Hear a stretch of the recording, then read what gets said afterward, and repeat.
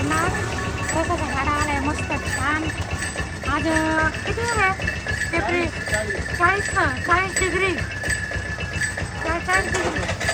40 degree. तर आला दुकानावरच रसाचा गाडा. म्हटलं रस घेऊ, भरपूर दिवसापासून त्यांचा रस घेतलेला नाही आहे. तर चला ठीक आहे. बर्फ नका टाकू. नाही ना, सांगितलं तुम्हाला माहिती आहे ना, बर्फाचं नाही चालत मला काय माहिती माहिती नाही या वर्षी तुम्हाला. आज पहिल्यांदा रस पिऊ मी राहिले. ह्या टायमाला इथं दुकानात आहे तुमच्या विचारा टायमाला. नाही राहते तुम्ही.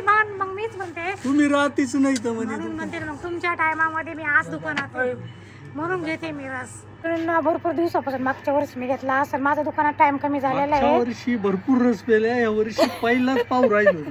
म्हणून म्हटलं माझा टाइम कमी झाला दुकानामध्ये. बघा मला सगळे ओळखता, ते रसावाले भाऊ सुद्धा म्हणतात तुमचा टाइम दुकानात कमी झालेला आहे.